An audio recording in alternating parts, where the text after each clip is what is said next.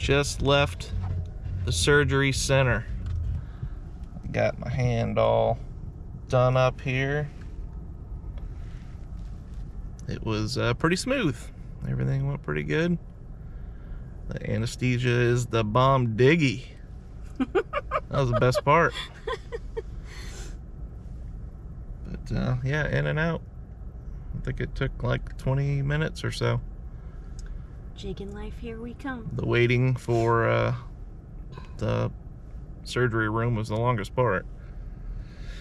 But anyway, that's that. That's that. Well, what's happening, guys? Long time no see. It is cooking outside today.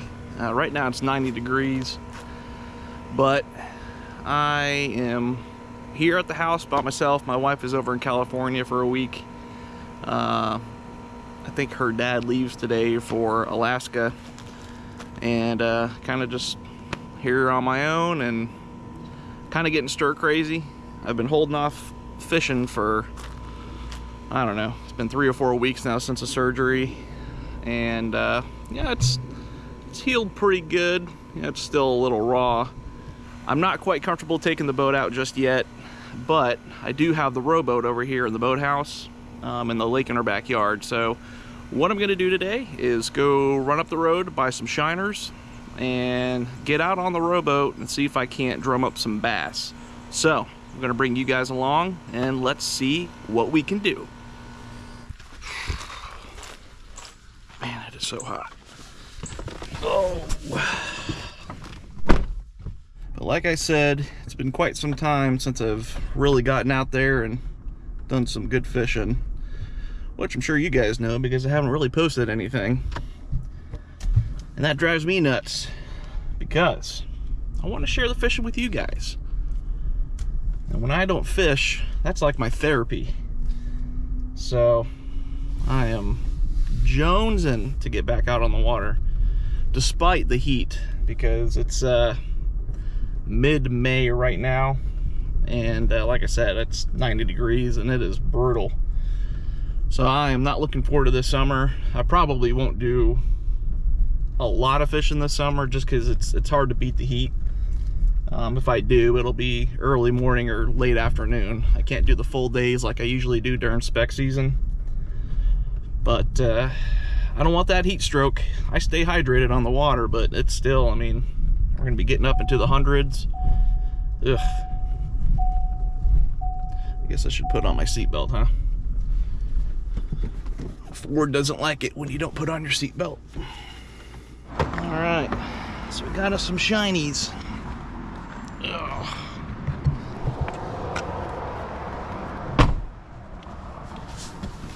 Oh, goodness gracious, it's so hot. I do have a video I'm cooking up right now. My Uncle Mike and his brother Terry, they did some bluegill fishing, and they had an old GoPro, and they shot some footage of that they were kind enough to send out to me to kind of throw together some clips, and I'm going to do a little bit of commentary on it. On this video, they're fly fishing, so that's pretty cool. My dad and I usually do a little bit of fly fishing during bluegill season as well. We haven't this year yet, but I'm due to go back down to Okeechobee here in a few weeks. Actually, the week after the full moon. I'm not able to get up there during the full moon due to work stuff I have going on, but still looking forward to get on some fish. Alright, so I'm just rigging up my aerator here. I use this Engel rechargeable aerator as opposed to the battery operated ones. I'm a big fan of that, not having to buy them big old D batteries. I mean, even those seem to last quite a while, but it's just nice being able to recharge it and not have to worry about batteries. And this thing will last, I don't know, I think the last time I really put it to the test, we used it like two and a half or 3 days in a row before I had to recharge it. So it's pretty good. So now, go ahead and turn it around here. And what's cool about this thing is it has turn it on here, you can see it's got the lights that indicate the battery on it, and you can put it on this intermittent timer so it will kind of pulsate. I don't know if it's like 25-second intervals or what, and it'll cut off and then cut back on, so it helps conserve the battery life a little bit better. So that's pretty cool. Yeah, there's my shinies. So now I just have to rig up some couple rods, because I have them still configured for top water and some other stuff, but I got to get them rigged up for shiners, and then we'll go ahead and get out on the boat. Okay, so here in the boathouse, getting the boat loaded up, and it's been so dry here the last few months. I mean, the water level is just, this used to be all the way up with water. So there's some bluegill beds down here, some bluegill hanging out on them. But yeah, I mean, it's super shallow, so it's gonna be interesting getting out of here. Alas, it must be done. Let's go. Oh, this is super bobo.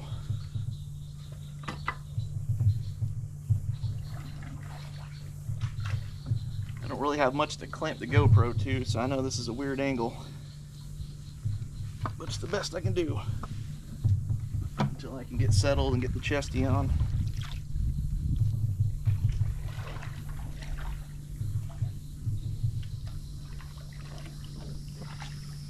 Plus you guys get a nice gut shot too.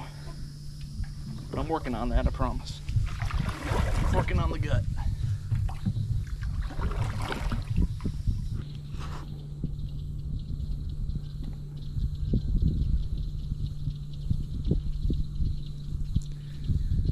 All these shiners and bluegill are swarming the boat. Like, what is this? What is going on?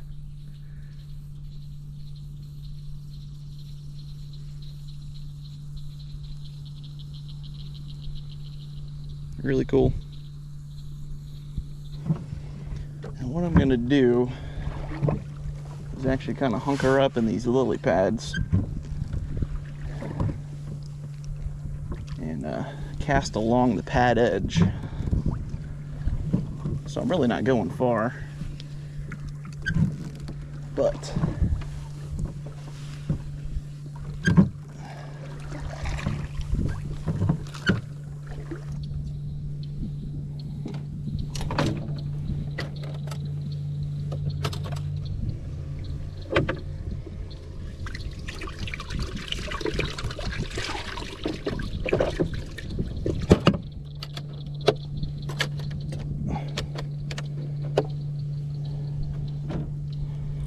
I am using a leader on this, a steel leader, because we have caught some absolute ridiculous sized gar in here. I mean, dinosaur gar. So I'm not willing to lose my gear.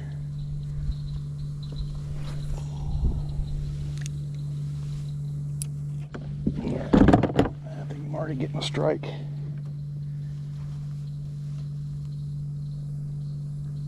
That seemed like it.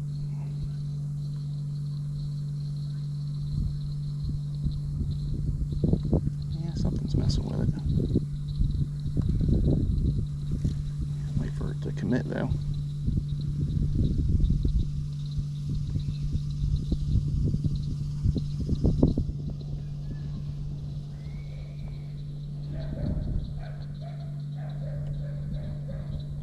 Come on.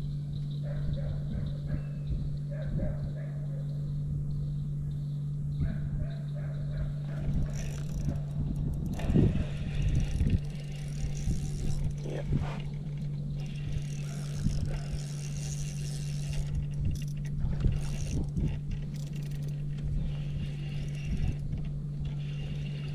Let's see what we got here. Ooh, nice bass.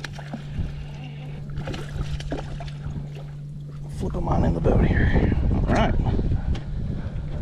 Heck yeah, that's what I'm talking about.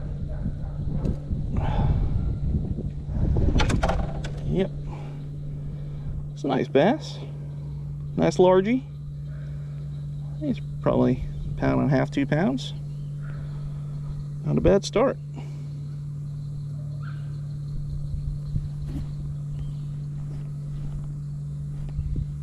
Yeah, not a bad start. Let him go. I'm not keeping anything today. I'm just fishing. I typically won't keep anything in this lake. All right, not a bad start. Let's just try to make that about 10 pounds heavier. I only got about a dozen shiners in here, so the lady at the bait store was kind enough to hook it up with a couple extra. But how I bait these shiners, I mean, I'm just going through the back here, just like this. I feel like that gives them the most amount of life. I know everyone's kind of got their own method, but that's how I like to do it. And that's that. Oh yeah, we got company.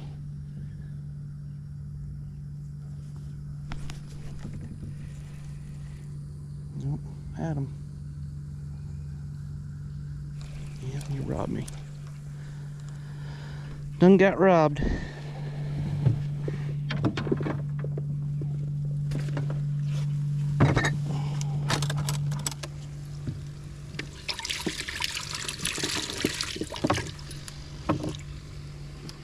Okay. That's where the last one took it too, so I'm thinking they're hanging out over there a little bit more. That's actually where we caught one of them monster gar.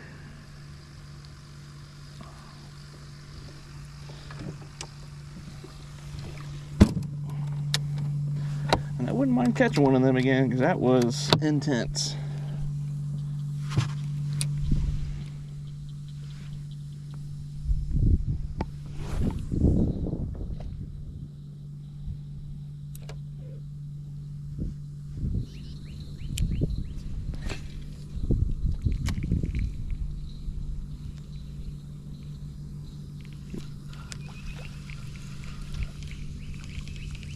Something nipped it. Maybe a little gilliard.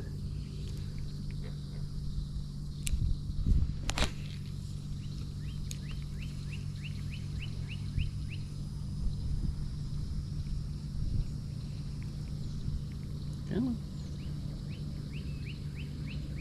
Don't be scared.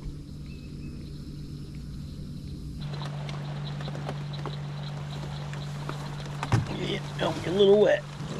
I don't have a bilge pump. That's okay. Bah.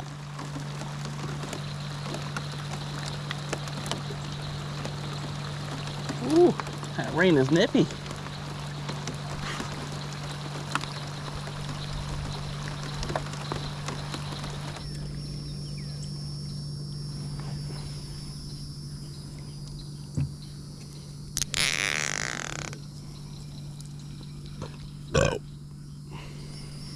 A little bit deeper since it is a bit deeper.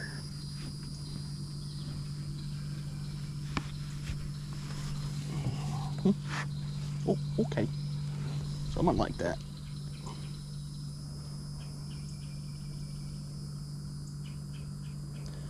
Someone is a fan of the deeper action.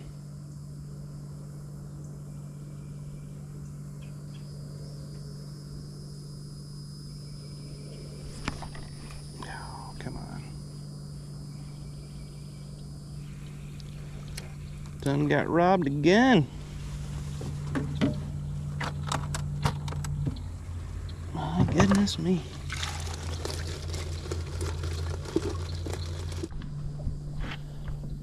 Someone's found my nummies. Oh, that's a big old bass. Oh, come on.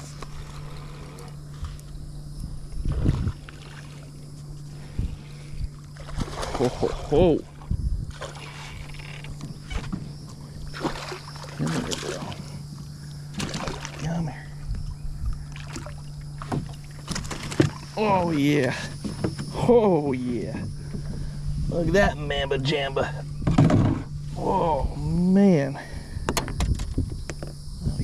swallowed it too. Look at that fish. Alright. I think he needs some unHOOKum action too.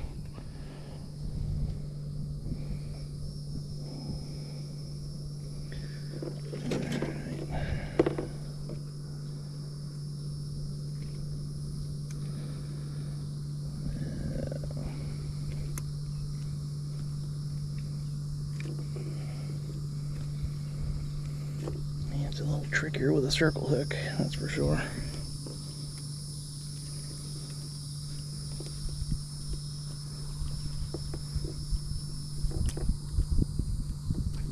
There we go. Still works though. Still works. Whew. That's a freaking nice fish right there. Big old gullet on him.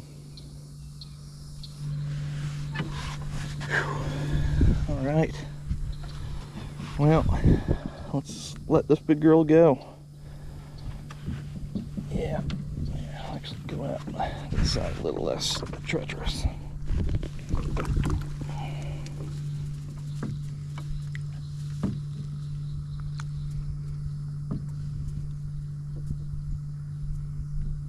Go on, girl.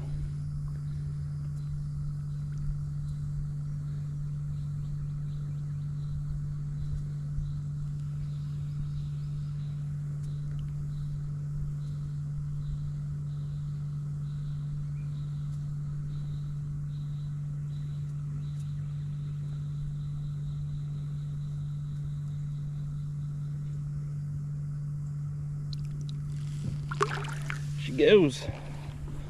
What a cool fish. Whew. All right. That made the rain worth it. All right, guys. Well, that about wraps it up for me this afternoon. Just wanted to come out and soak some shiners before it got dark. And that's what we did. And caught a couple nice bass. I'm good with that. So, I might come out tomorrow. I'm not quite sure what I'm gonna do, but all I know is some serious fishing is coming right around the corner, so I hope you guys are ready. And on that note, it's time to row my butt back to the boathouse and take a shower, because I smell like bass and shiners and mucky water. See you guys.